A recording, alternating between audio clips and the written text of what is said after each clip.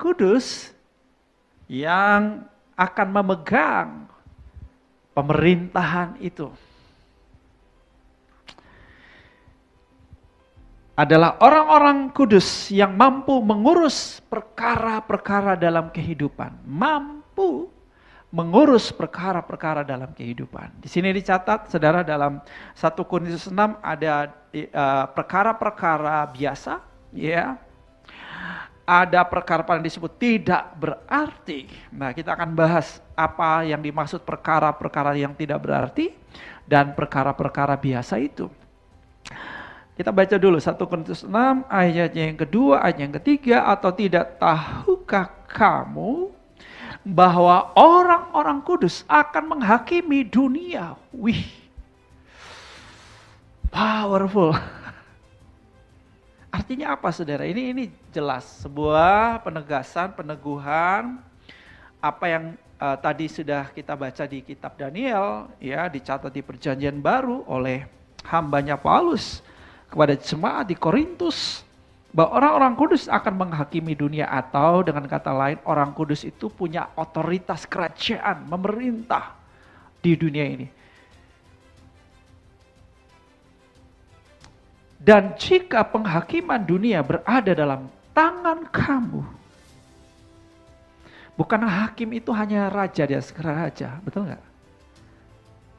Ya, tapi ternyata saudara, kita ini juga diberi otoritas itu.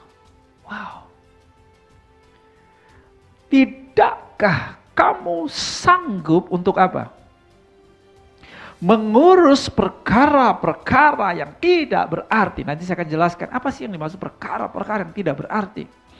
Ya, pernyataan Paulus sebetulnya begini. Kamu nih akan memerintah loh. Punya otoritas untuk menghakimi dunia ini. Hebat kan? Tapi kenapa kok hal-hal yang tidak berarti aja kamu tuh gak bisa atasi. Kamu gak bisa menang gitu loh. Iya kan? Kamu akan dipercayakan sesuatu yang wow, hebat, great. Tapi kok hal-hal yang kecil saja kamu gak bisa selesaikan dengan baik. How come? Gimana kamu tuh bisa dipercayakan tuh hal yang besar? Nah, ini prinsip pernah Yesus bilang kan. Barang siapa tidak setia dalam dan benar dalam perkara kecil, ia juga tidak setia dan benar dalam apa? Perkara yang besar. Iya. Ayat yang ketiga. Tidak tahukah kamu bahwa saya dan saudara, katakan kita, saya, akan apa, saudara? Menghakimi malaikat-malaikat. Wow. Malaikat mana nih yang akan dihakimi? Ya, malaikat-malaikat pemberontak, saudara, ya, malaikat-malaikat yang telah jatuh bersama Lucifer. Itu akan dihakimi oleh kita. Saudara, bayangkan, ini nggak main-main, saudara. Ini otoritas Tuhan yang Tuhan kasih sama kita orang-orang kudus itu ya. Bukan sekedar masuk surga ya. Nah. Kalau bagi saya masuk surga udah selesai lah. Artinya bahwa kita udah punya jaminan jelas banget. Tapi saya mau bukan sekedar masuk surga, Bapak Ibu. Saudaraku, saya nggak mau hanya sekedar masuk surga. Saya mau jadi raja-raja yang memerintah. Katakan bersama, saya mau jadi raja-raja yang memerintah di dunia ini. Ayo. Belum ada yang ngomong tuh, coba. Katakan lebih keras, saya mau jadi raja yang memerintah. Dah? Ya, keras ya. Ulang, saya mau jadi raja-raja. Raja yang memerintah bersama Yesus di dunia ini. Berikan aplaus. Haleluya. Hurrabasyikya Baba. Thank you Jesus. Jadi, nah, karena kita akan saudara menghakimi malaikat-malaikat. Dikatakan ayat selanjutnya. Jadi apalagi perkara-perkara biasa dalam hidup kita sehari-hari.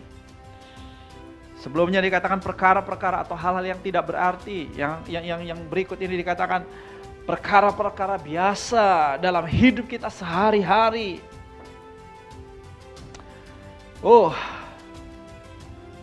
Saudara, pesan Tuhan jelas dari hambanya Paulus. Ada janji Tuhan hebat buat setiap kita. Namun tentu itu tidak diraih begitu saja. Itu tidak diberikan kepada setiap orang percaya begitu saja. Tentu harus bagi orang-orang yang memenuhi kualifikasi, orang yang memenuhi syarat.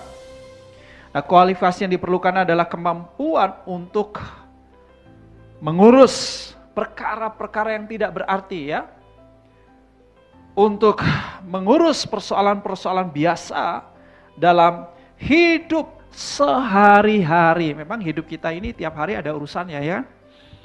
Nah, kita harus mampu mengatasi berbagai macam perkara atau persoalan atau hal-hal yang berhubungan dengan kehidupan kita sehari-hari.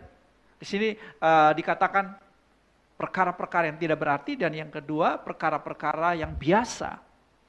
Nah, perkara-perkara atau hal-hal yang tidak berarti itu apa saja, saudara?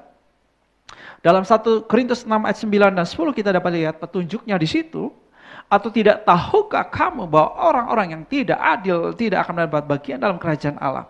Janganlah sesaat orang cabul, penyembah berhala, orang berzina, banci, orang pemburit, pencuri, orang kikir, pemabuk, pemfitnah, dan penipu tidak akan mendapat bagian dalam kerajaan Allah. Jelas, tegas.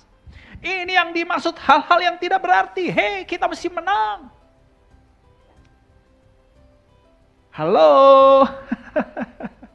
Kita harus menang dari semua ini. Mari kita periksa hidup kita. Kita masih punya kebiasaan-kebiasaan jahat, buruk, najis ini. Percabulan, penyembahan berhala, berzina. Ya.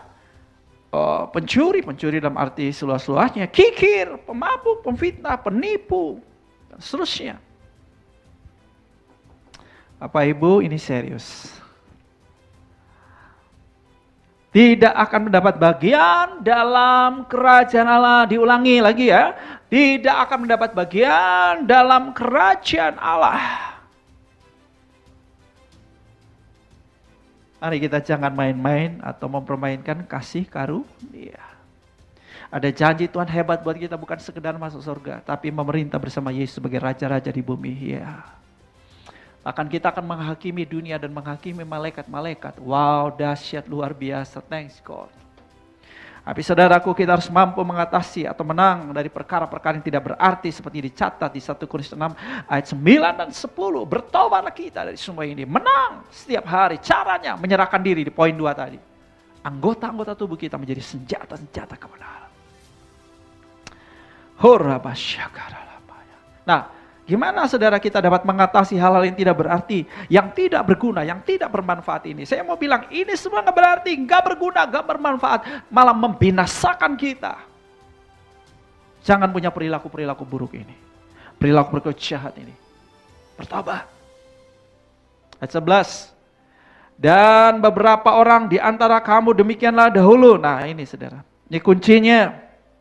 Supaya kita ini saudaraku dapat mengatasi perkara-perkara, hal-hal yang tidak berarti, berkemenangan atas berbagai dosa dan kejahatan, kebiasaan-kebiasaan buruk ini yang tidak memuliakan Tuhan, yang menentang pengenalan Allah, melanggar perintah-perintah Tuhan, tidak melakukan kehendak Tuhan. Maka kuncinya adalah tetapi kamu telah memberi dirimu disucikan. Beri dirimu disucikan oleh darah Yesus. Kemudian kamu dikuduskan. Kuduskan hidupmu. Ya saudara, kemudian dibenarkan. Kamu telah dibenarkan dalam nama Tuhan Yesus Kristus dan dalam roh Allah kita. Jadi saudara, ini kuncinya. Setiap hari kita hidup dalam kesucian. Kuduslah kamu sebab aku kudus.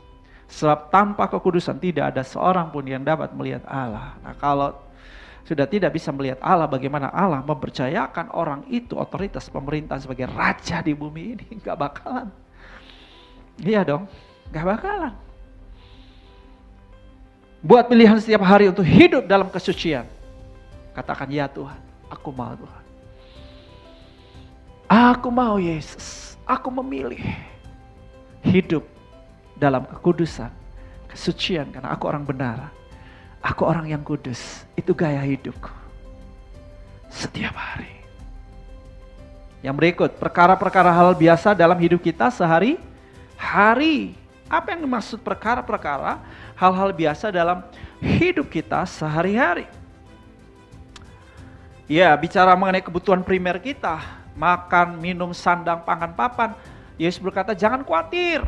Nah, kalau kita yang mau memerintah ya, diberi otoritas kerajaan ini, itu masa depan kita loh, itu takdir kita loh, destiny kita loh. Coba bayangkan tuh, bakal jadi raja. Hei, maaf, kita bukan sekedar menjadi raja atau presiden atau penguasa satu dalam seperti pemerintahan yang ada sekarang. Sudah maksud saya begini bahwa pemerintahan kita adalah pemerintahan kerajaan Allah, pemerintahan yang mulia, pemerintahan yang langsung dipilih pemimpin-pemimpinnya atau raja-raja yang memerintah itu dipilih langsung oleh raja di atas segala raja, bukan pilihan rakyat, oleh raja di atas segala raja. Kualifikasinya gak main-main, saudara. Kemuliaannya besar sekali, saudara. Wow. Maka saudara kita harus mampu mengatasi apa saudara? Hal-hal atau perkara-perkara biasa dalam hidup kita sehari-hari. Apa saja kebutuhan primer kita. Ya, Matius 6 dikatakan jangan khawatir, makan minum jangan khawatir. Itu hal-hal yang dikhawatirkan oleh orang-orang yang tidak mengenal Tuhan. Jadi mari kalau saudaraku kita ini ya masih khawatir akan soal-soal begini, berarti apa saudara? Kita ini belum punya mentalitas raja. Belum. Karena itu hal-hal sehari-hari aja kita udah gak mampu mengatasi. Gak punya mentalitas pemenang, hidup khawatir terus saudaraku. Ya, pergumulan hidup ya, setiap hari kita punya pergumulan hidup Bapak Ibu. Ya, apakah kita takut, kita cemas, kita khawatir? Percaya saudara, selalu ada solusi. Tapi kalau saudara kita ngadapin pergumulan hidup, yang banyak sekali pergumulan hidup kita. Lalu kita terus-menerus stres, depresi, ya saudaraku. Gelap rasanya, kita nggak melihat ada solusi, nggak ada jalan keluar, kita buntu saudara ya. Kita putus asa, nggak ada hikmat, nggak ada solusi, nggak ada kreativitas. Saya mau beritahu ya, ini ciri orang yang tidak punya leadership kan. Iya dong. Orang yang kalah. Mentalnya udah kalah dulu, udah belum perang udah kalah. Ya, cepat menyerah, nggak ulet, nggak gigih, nggak tekun. Ya. Orang begini saudaraku tidak punya mentalitas kepemimpinan. Ya gimana saudaraku dipercayakan jadi pemimpin hebat begitu? Nggak bakal saudaraku. Ya, jadi kualifikasi ini penting saudara. Ya, ini kualitas yang harus saya dan saudara miliki supaya saudara kita itu masuk ketentuan-ketentuan Tuhan. Siapa yang bakal jadi raja itu ya? Tuhan punya syarat, punya kriterianya. Kita penuhi kriteria itu. Lalu saudara perkara-perkara hal biasa dalam hidup kita sehari-hari, bicara apa lagi? Bicara hubungan antara manusia kan? Di sini ya di dalam Korintus 1 Korintus 6 ini digambarkan mengenai perselisihan antara orang percaya, orang benar. Lah kalau sesama saudara seiman, anak Tuhan berkelahi, gosip, saling memfitnah, ya saling caci maki, saling menjatuhkan. Wah, ini saudaraku sama sekali tidak memenuhi syarat. Kenapa? Loh ya hal-hal kecil ya. Dalam hidup sehari-hari hal biasa ini, dalam hubungan antar manusia kita udah gak bisa mengatasi. Kita sudah tidak bisa menang. Maka saya mau beritahu, kita tidak memiliki kualitas seorang pemimpin. Ya, seorang pemimpin adalah seorang yang hadir untuk mempengaruhi secara positif. Dan pemimpin-pemimpinnya Kristus sudah pasti adalah pemimpin-pemimpin shalom. Dimanapun mereka berada, mereka hadir untuk membawa damai sejahtera, sukacita, betul nggak? Kebenaran. Tapi kalau saudaraku, pemimpin-pemimpin ini hadir hanya untuk membuat keonaran, membuat masalah, membuat gara-gara, tentu kita nggak mengharapkan dong pemimpin seperti itu, betul nggak? Kalau ada dia, waduh kacau, selalu ada masalah, selalu pertengkaran, selalu perkelahian, yang nggak cocok jadi pemimpin, betul nggak? Nah, saudara yang kasih, jadi sukses itu predictable sebetulnya ya. Mentor saya Sandiaga Laja berkata, sukses itu dapat diprediksi. Artinya begini Bapak Ibu ya, ini prinsip yang sama berlaku di sini. Bahwa seseorang bakal jadi rajanya Tuhan Yesus, memerintah di bumi ini bersama Yesus. Itu udah bisa diprediksi, udah lihat dari cara hidupnya, udah bisa tahu mentalitasnya, udah bisa tahu ini bakal memerintah atau enggak sama Yesus. Udah bakal tahu saudara. Nggak mungkin orang suka berantem, berkelahi, kayak suka membawa pengaruh-pengaruh negatif, suka bikin masalah di antara dalam hubungan-hubungan antara manusia, suka fitnah, suka gosip. Nggak mungkin memerintah bersama Yesus, nggak mungkin. Nggak pantas pemimpin seperti itu, bukan? Nah, yang terakhir, perkara-perkara hal biasa dalam hidup kita sehari-hari adalah bicara tanggung jawab sosial. Kita adalah gereja yang digerakkan oleh tujuan kerajaan Allah, dalam bahasa Inggrisnya Kingdom Driven Church, ya. Nah, sebagai Kingdom Driven Church, gereja yang digerakkan oleh kerajaan Allah, kita adalah komunitas murid-murid atau komunitas matetes, pemimpin unggul sejati. Kita hanya bisa, saudaraku, hidup selaras dengan tujuan kerajaan Allah kalau kita semua ini murid. Hanya murid yang saudara sepakat dengan Yesus Kristus. Hanya murid yang memulakan misi amanat agung, saudara. Nah, saudara-saudaraku, sebagai gereja pemuritan yang digerakkan oleh kerajaan Allah, kita harus mengambil tanggung jawab sosial. Kita, saudaraku, ada punya kepentingan di sini, ya, mewakili kepentingan kerajaan sorga. Pemerintahan kerajaan sorga adalah sebuah pemerintahan secara rohani, dan pemerintahan kerajaan sorga, saudara mau beroperasi di dunia ini, datanglah kerajaanmu, jadilah kehendakmu di bumi seperti di sorga. Haleluya. Nah, siapa saudaraku yang saudaraku akan mewujudkan itu? Yaitu saya dan saudara, orang kudus, orang percaya, murid Kristus. Kita yang harus mewujudkan Matius 6 ayat 10. Katakan amin. Nah, untuk itu gimana caranya? Yuk, mari kita berpikir seperti pemerintah berpikir. Ya, kalau pemerintah pikir apa saudara? Misalnya nih, orang di sini nggak sekolah semua. Dia bilang ini, ayo, ya kita harus bikin sekolah di sini ya. Kirim guru-guru semua. Pokoknya harus sekolah di sini, masyarakat di sini harus punya pendidikan. Ya, kalau dia ke satu tempat, pemerintah ke satu tempat, waduh, masyarakat di sini nggak ada air. Banyak masyarakat sini sudah menderita karena kesulitan air. Ya, pertanian juga nggak bisa hidup ya di sini. Kenapa nggak ada air? Maka kalau pemerintah datang, pemerintah akan mengusahakan apa? Air buat masyarakat di situ. Nah, saudara, inilah cara berpikir pemerintah. Itulah tugas dan tanggung jawab pemerintah, bukan? Nah, saudara, saya dan saudara ini mewakili pemerintahan kerajaan sorga sekarang ini di bumi.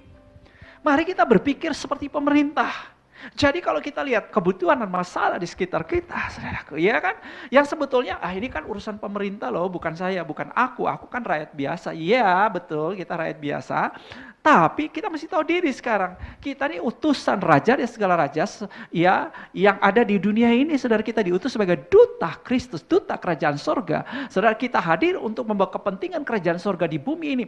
Apa yang ada di sorga terjadi di bumi. Apa yang ada di sorga, yaitu semua yang sungguh amat baik. Amin. Dan semua yang sungguh amat baik harus hadir di dunia ini. Dan kita harus mengambil tanggung jawab. Kita lihat ada kemiskinan. Apakah kita bilang, pemerintah datang dong, turun dong. Ya, betul juga. Yaitu tugas tanggung jawab pemerintah. Tapi kita yuk ngambil tugas dan tanggung jawab juga, saudara. Untuk mengentaskan kemiskinan. Amin. Siap? Ada banyak orang buta huruf. Yuk, mari kita buat orang melek huruf. Bisa baca, bisa tulis. Ya. Apalagi berbagai macam penyakit-penyakit sosial yang terjadi. Bahkan saudara, kesehatan lingkungan pun kita ikut ambil bagian untuk menyehatkan lingkungan kita. Contoh, kita nggak membuang sampah sembarangan. Ya, kita ikut membersihkan lingkungan kita dari sampah-sampah. Nah, Bapak Ibu, mungkin Bapak Ibu apa hubungannya dengan sorga ya? Saya mau beritahu ya. Bagaimana mungkin Bapak Ibu ya, seseorang itu mau dipercayakan memerintah kalau hal-hal begini, saudara, dia aja nggak ngerti.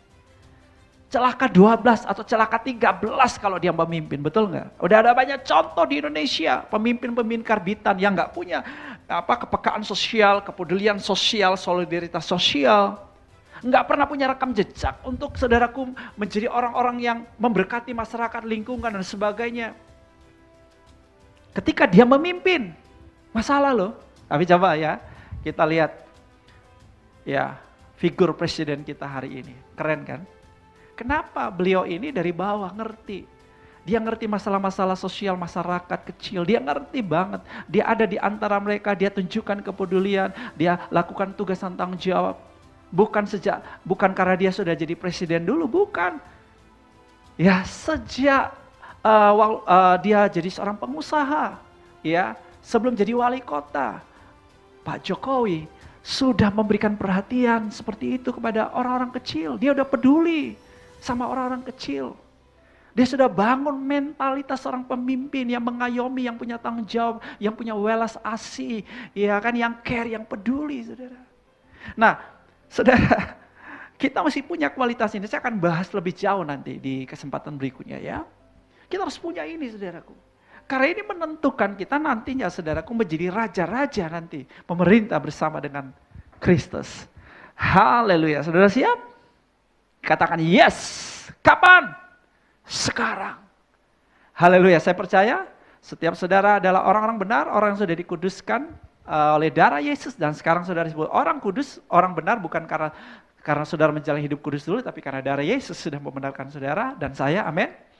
Yang kedua, ini harus jadi pilihan kita, menyerahkan diri kepada Tuhan setiap hari, menyerahkan diri kepada kekudusan, amin. Setiap hari itu cara hidup kita, kesucian. Anggota-anggota tubuh kita menjadi senjata kebenaran, bukan kenajisan dan kecemaran dan kejahatan.